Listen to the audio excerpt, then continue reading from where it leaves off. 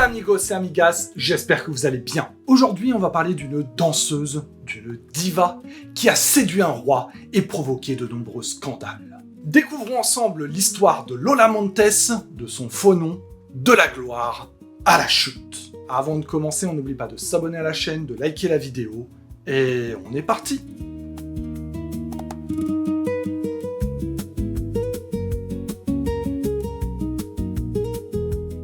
Cette histoire commence en 1821 à Grange en Irlande. Edward Gilbert, un militaire irlandais, et Eliza Oliver, une actrice d'origine espagnole, vont donner naissance à Eliza Gilbert.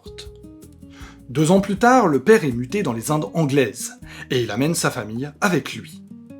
Eliza passe donc ses premières années en Inde, à Danapur pour être précis. L'enfance est heureuse, jusqu'à ce que son père succombe au paludisme. Sa mère, qui était ambitieuse et une grande séductrice, se remarie 1 an plus tard avec l'anglais John Craigie, un autre militaire. Le comportement d'Eliza, qu'on appelle alors Betty, devient compliqué. Elle refuse de se plier aux règles de la bienséance et se montre très capricieuse. Excédée par son comportement, son beau-père l'envoie en Angleterre sous la garde de sa famille. Parce qu'à un moment, ça va bien. Eliza grandit ensuite dans un internat britannique jusqu'à ses 15 ans. Sa mère souhaite alors qu'elle revienne. C'est mignon, sa fille lui manque. Sauf qu'en fait, elle souhaite la marier à Abraham Linley. C'est un magistrat, un homme fortuné, et qui en plus est respectable. Mais il a surtout 65 ans. Et elle, 15. C'est une autre époque. Betty refuse cette union, et on peut la comprendre, et décide de fuir le domicile familial avec le lieutenant Thomas James, qu'elle épouse peu de temps après. Ça ne va pas durer longtemps et ce dernier s'enfuit à son tour avec une maîtresse, emportant avec lui l'argent du couple. La demoiselle regagne alors l'Angleterre, seule et sans argent. Mais elle est accompagnée du dandy anglais Charles Lennox, qui réussit à détecter le grand atout d'Eliza, sa beauté. Une fois arrivée au pays, il la présente à l'actrice populaire Fanny Kelly. Cette dernière va aider la jeune femme à trouver son personnage, celui qui la rendra célèbre. Elles vont puiser dans la passion de Betty pour la danse et sur ses origines espagnoles, et ainsi est née Lola Montes. Donna Lola Montes du Théâtre Royal de Séville. C'est comme ça qu'elle se présente désormais. En 1843, elle fait ses débuts sur scène à Londres pendant l'entracte du Barbier de Séville de Gioacchino Rossini.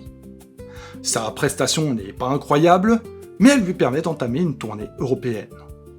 Elle se fera alors connaître avec sa célèbre danse, la tarentelle. Une danse traditionnelle du sud de l'Italie. On vous montre un exemple, ce sera plus parlant.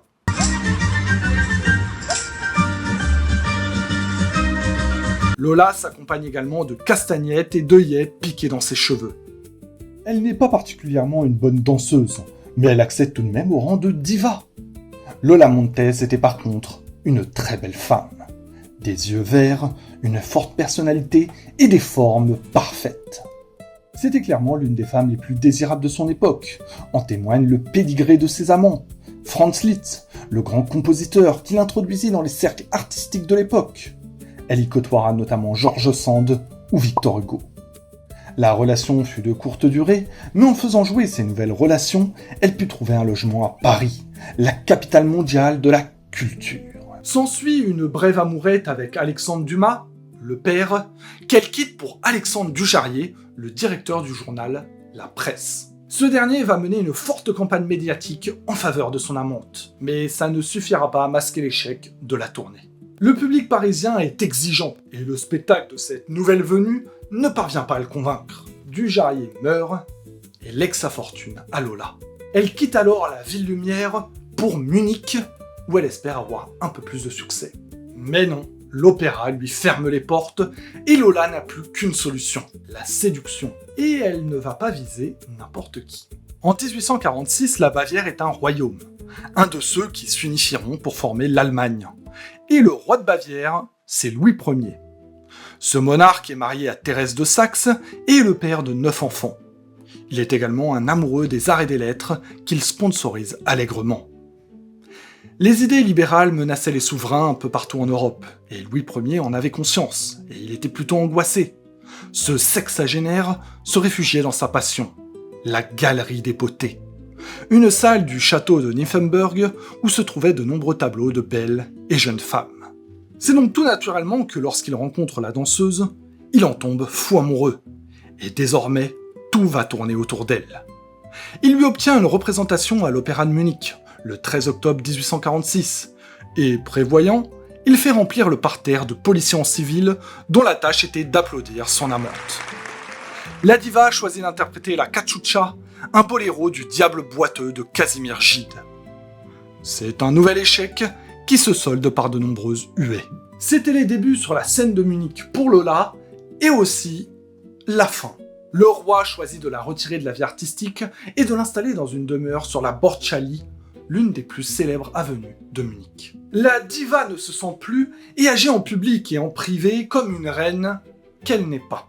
Elle multiplie les extravagances et s'immisce même dans les affaires de l'État, le tout sous la passivité de son amant. La goutte d'eau qui fit déborder le vase bavarois eut lieu en 1847, lorsque Lola Montez fut anoblie en recevant le titre de comtesse de Lensfield. Cela provoqua une énorme colère populaire, beaucoup plus que vous ne pouvez l'imaginer. Au printemps 1847, l'ensemble du gouvernement démissionne pour protester contre cette décision, et de nombreuses émeutes et manifestations vont suivre. Pour maintenir la paix, le roi se trouve obligé de signer un arrêté provoquant l'expulsion de Lola du pays. Un an plus tard, une révolution éclate en Bavière, et Louis Ier est forcé d'abdiquer en faveur de son fils Maximilien.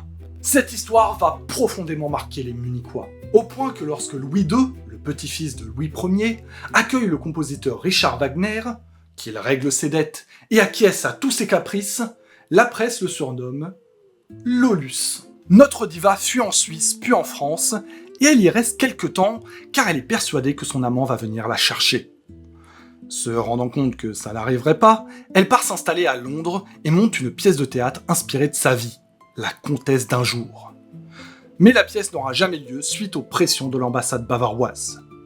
Elle épouse ensuite un jeune officier de la marine, George Trafford Held. Sauf que son mariage avec Thomas James, quand elle était encore en Inde, n'avait pas été dissous. La diva se trouve alors accusée de bigamie, et avec son époux, ils sont contraints de fuir pour la France. 2 ans plus tard, le couple se sépare, et Lola prend une grande décision. Elle part en Amérique, et en 1851, elle présente une pièce à Broadway. Une pièce prétendument autobiographique. Betty la Tyrolienne, où l'héroïne sauve la Bavière du joug des Jésuites. La pièce est détruite par la critique et boudée par le public. Il faut alors survivre, et Lola décide de participer à des foires où les spectateurs pouvaient discuter avec une vraie comtesse, moyennant une petite somme. Au moment de la ruée vers l'or, elle s'installe à Grass Valley, un village minier de Californie. Elle se produit en tant que danseuse et actrice, et ça marche plutôt bien. Elle se marie avec Patrick Yule avant de divorcer. Puis elle se met en couple avec un sportif qui la bat. Elle choisit à nouveau la ruée vers l'or, mais cette fois en Australie, dans l'état de Victoria. Elle y fait fortune en divertissant les mineurs. Sa danse de l'araignée fait un carton. Elle levait ses jupons si haut que le public pouvait voir ses sous-vêtements. Mais le problème, c'est qu'elle n'en portait pas. Les mineurs l'adorent, mais la presse et les associations, beaucoup moins. Son spectacle est jugé comme étant immoral, et il faut dire que son sale caractère n'arrange pas les choses. Un jour, elle s'en prend à un journaliste en le poursuivant avec un fouet.